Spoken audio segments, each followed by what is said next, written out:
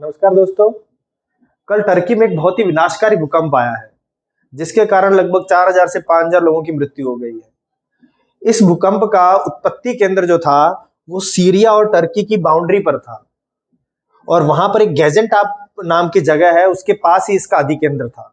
अधिकेंद्र वो स्थान होता है जहां पर भूकंपीय तरंगे सर्वप्रथम सतह पर अनुभव होती हैं। जैसे अगर मैं आपसे कहूं कि ये मान लो पृथ्वी है और यहाँ से भूकंप उत्पन्न हुआ, इसे बोलेंगे फोकस। और सर्वप्रथम जहां वो पृथ्वी की सतह पर अनुभव की जाएंगी, उसे बोला जाता है एपिसेंटर या अधिकेंद्र। तो ये जो जहां सबसे पहले अनुभव हुई उसे बोला गया था अधिकेंद्र, और वो जगह कौन सी है? गेजेंटेप। इसके बाद ये सुबह अर्ली मॉर्निंग की बात है, सुबह सुबह ये भूकंप आया। इसके बाद कई आफ्टर शॉक्स आए, जिनकी तीव्रता 6 से या उससे नीचे की रही। लगभग 40 भूकंप आए छोटे छोटे।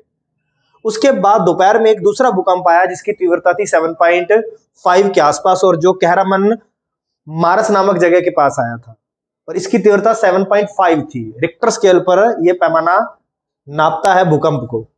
तो इस के सबका कारण क्या है? यहाँ भूकंप जो आ रहे हैं, इसका कारण क्या है?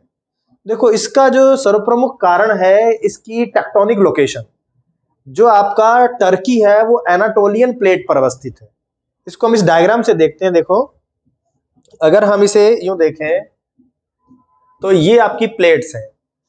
तो प्लेट्स में देखें तो ये देखो, ये प्लेट जो है ये अफ्रीकन प्लेट है, यहाँ पर अरेबियन प्लेट है, ये माइनर प्लेट है, छोटी प्लेट है। ये यूरेशियन प्लेट है, ये एक बड़ी प्लेट है। और ये यहाँ पर इन तीनों प्लेट्स के बीच में अफ्रीकन प्लेट, अरेबियन प्लेट और यूरेशियन प्लेट, यहाँ पर आपको नजर आएगी एनाटोलियन प्लेट, जिसके ऊपर टर्की अवस्थित है। अब तीनों के बीच में टर्की फंसा हुआ है और इसके चारों तरफ देखो बाउंड्रीज है। यहाँ पर यूरेशियन प्लेट के साथ बाउंड्री है, यहाँ पर अरेबियन प्लेट के साथ बाउंड्री है, यहाँ पर अफ्रीकन प्लेट के साथ बाउंड्री है। तो चारों तरफ से ये क्या है? प्लेट सीमा से घिरा हुआ है। और जहां पर भी प्लेट आपस में गति करती हैं, जो प्लेट बाउंड्री होती है, वहां पर भूकंपों की उत्पत्ति की संभावना बहुत ज्यादा रहती है। तो अब हम इसको थोड़ा डिटेल में देखते हैं कि यहाँ पर कौन कौन सी बाउंड्री है और क्यों भूकंप उत्पन्न हो रहा है, कैसे भूकंप उत्पन्न हो रहा है। तो अगर हम इसको इधर देखें कि ये देखो, यहां पर देखिए कि ये जो आपका सीरिया है और ये आपका क्या है? टर्की है, जो एनाटोलियन प्लेट पर अवस्थित है। तो ये जो एनाटोलियन प्लेट है, ये क्या कर रही है? ये वेस्ट की ओर मूव कर रही है, ये यूं वेस्ट में मूव कर रही है। और अरेबियन प्लेट है, ये उत्तर की ओर मूव कर रही है। यहाँ अफ्रीकन प्लेट है, ये भी उत्तर की ओर मूव कर रही है। और ऊपर की तरफ यूरेशियन प्लेट है, जो इस तरह में ईस्ट और साउथ ईस्ट डायरेक्शन में गति कर रही है। और ये जो टर्की प्लेट है, ये बीच में से इनके फंसी हुई है और वेस्ट की ओर खिसक रही है। तो जहां जहां ये प्लेटों की आपस में सीमा है, वहां वहां पर क्या है? भ्रंश है, फॉल्ट है, जिनको अलग अलग नाम दिया गया है। तो ये अगर एनाटोलियन प्लेट है तो इसको नाम दिया गया है नॉर्थ एनाटोलियन फॉल्ट लाइन।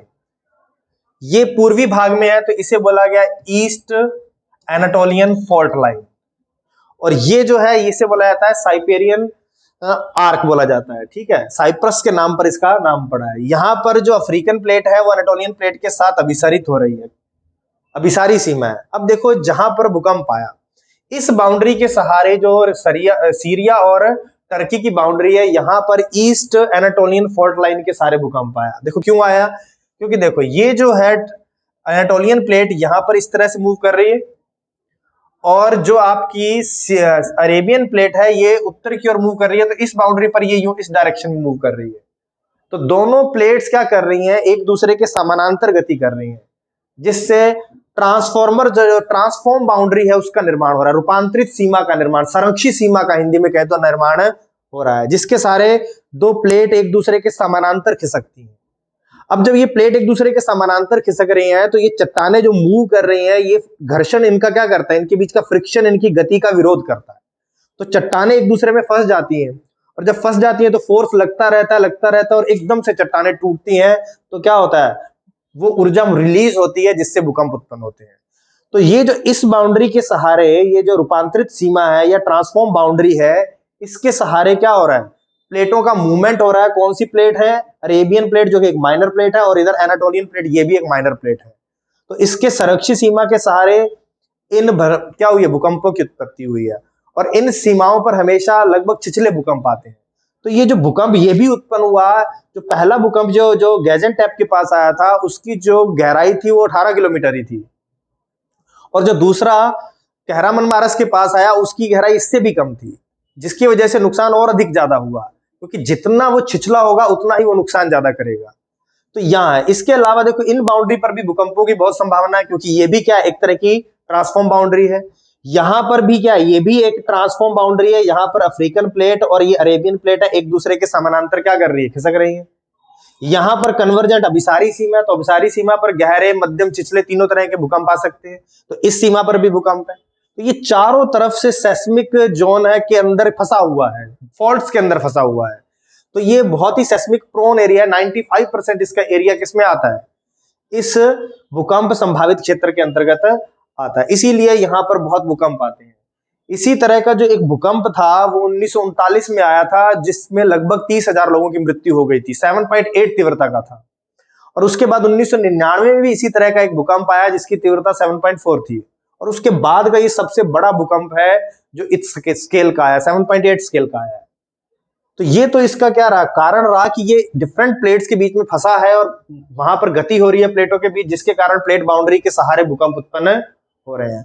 अब जो हमें अगला देखना है कि इसको नापने का स्केल क्या है, भूकंप को मापने का स्केल क्या है। देखो स्केल जो होता है इसको मापने का, ये दो स्केल होते हैं इसके मेनली।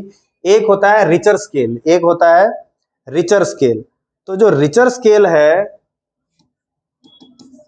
रिचर स्केल या इसे रिक्टर स्केल बोलते हैं, क्या कहते हैं, रिक्टर स्केल, रिक्टर स्केल कहा जाता है। ये क्या करता है, ये भूकंप की आयाम को मापता है, मैग्नीट्यूड को नापता है, और इसकी ऊर्जा को, एनर्जी को नापता है, जो कि इसकी शक्ति का परिचायक होता है कि इसकी स्ट्रेंथ कितनी है। तो ये दो चीजों को बताता है रिक्टर स्केल, आयाम को और इसकी ऊर्जा या शक्ति को। तो जो इसका आयाम है वो क्या बताता है कि जो भूकंपीय तरंगें उत्पन्न हुई हैं उनका आयाम कितना, उनका मैग्नीट्यूड कितना है। अगर अधिक तीव्रता का भूकंप आएगा तो उन तरंगों का आयाम बहुत ज्यादा होगा, जैसे ये अगर ये है तो ये बहुत ही कम तीव्रता का भूकंप है, और अगर इस तरह की वेव्स बन रही हैं तो इट मींस उनका आयाम बहुत ज्यादा है। तो अगर रिक्टर स्केल में देखें कि ये लॉग बेस आधारित है, क्या है, लोगरिथमिक बेस आधारित एक पैमाना है, स्केल है। इस लॉग में क्या होता है, इस स्केल में क्या होता है कि अगर एक अंक की वृद्धि होती है, मान लो कि आपके 2 स्केल का रिक्टर स्केल का पैमाना पर भूकंप आया और अगला भूकंप 3 स्केल पर आया, तो अगर यहां से यहां जाओगे तो ये आयाम, जो वेव का आयाम है वो 10 गुना बढ़ जाएगा, भूकंपीय तरंगों के आयाम में 10 गुना की वृद्धि हो जाएगी। लेकिन साथ ही साथ ये एनर्जी में 32 गुना की वृद्धि को प्रदर्शित करता है। अगर इस रिक्टर स्केल में अगर एक अंक की बढ़ोतरी होती है तो तरंगों के आयाम में 10 गुना की वृद्धि होगी और ऊर्जा में 32 गुना की वृद्धि होगी। और अगर मैं कह दूं कि यहाँ पर 2 से 4 हो गया रिक्टर स्केल पर पैमाना, तो कितने अंक की वृद्धि हुई, 2 की। तो इट मीन्स तरंगों के आयाम में 100 गुना वृद्धि होगी और ऊर्जा में लगभग 1000 गुना वृद्धि हो जाती है, 32 गुना 32। तो इतनी ऊर्जा बढ़ती है। तो ये रिक्टर स्केल अधिक साइंटिफिक है ये। इसके अलावा एक और स्केल होता है जिसका नाम है मर्केली स्केल।